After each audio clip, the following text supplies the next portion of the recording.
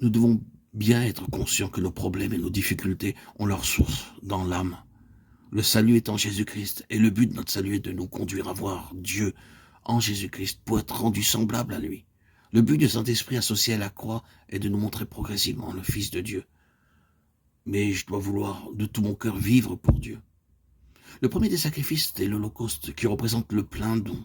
Dans ce sacrifice, tout était brûlé sur l'autel. Les sacrificateurs n'avaient aucune part. Ainsi, toute notre vie doit être pour Dieu. Il saura nous conduire et nous accordera tout ce qui nous est nécessaire, la patience et les grâces. Regardons à lui et ne perdons pas courage. Le seul remède, c'est la vie du Seigneur. Dieu a tout préparé pour vous. Ne soyez pas de ceux qui veulent fabriquer leur vie à leur manière. Dites plutôt, Seigneur, c'est ton plan que je veux. Dans cette attitude, il vous conduira, car il a tout pensé, tout prévu pour vous. Relisez bien ce psaume 84 au verset 6. Heureux ceux qui placent en toi leur appui. Le Seigneur est notre référence, c'est sur lui que vous pourrez vous appuyer. Versets 7 à 9, nous lisons lorsqu'il traverse la vallée de Baca, il la transforme en un lieu plein de sources, et la pluie la couvre aussi de bénédictions.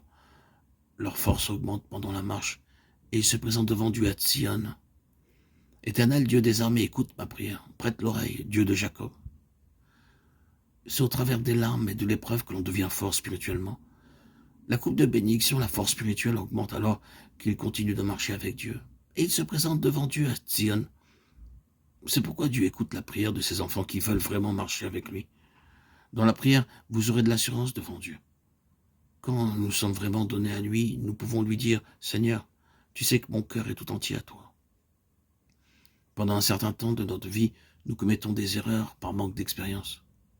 Il faut faire la différence entre une erreur que nous avons faite par manque d'expérience et celle qui est le fait de notre propre volonté.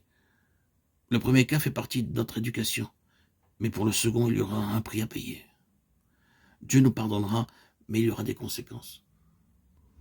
La seule vie qui peut nous conduire au choix de Dieu, c'est la vie de Dieu. Dieu connaît votre époux et votre épouse. Saisissez-le dans votre cœur. Marchez avec lui. Ne bronchez pas et dans toutes les tentations, résistez. Faites confiance au Seigneur. Criez à lui. Il viendra et ne vous laissera pas. Le Seigneur veut une église semblable à lui. Il veut que l'église soit l'expression et la révélation de lui-même. L'église doit exprimer le caractère, la beauté du Seigneur. Chaque membre doit devenir semblable au Fils de Dieu. C'est la beauté en raison de la grâce. Car dans chaque foyer doit régner l'harmonie. Plus vous vivrez de la vie de Dieu, plus vous serez préservé et équipé pour faire face aux situations.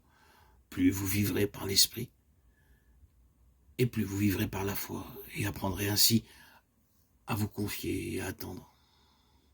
La foi signifie que vous ne savez pas ce que Dieu fera, mais que vous savez que Dieu le fera pour vous. Lorsqu'un enfant donne la main à son père pour traverser la rue, il ne se soucie pas de la sécurité, c'est l'affaire de son père. Il en est de même pour nous. Nous devons avoir une foi d'enfant, nous ne savons pas, mais Dieu sait. Seigneur, je ne comprends pas, mais toi tu sais. C'est toute une vie que nous devons donner à Dieu. Si nous le faisons, Dieu saura nous conduire. Il y a tant de misère autour de nous.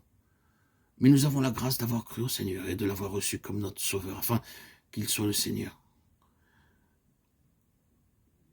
Frères et sœurs bien-aimés en Christ, que le Seigneur puisse triompher et s'établir dans nos cœurs, dans nos vies, afin que nous obtenions la couronne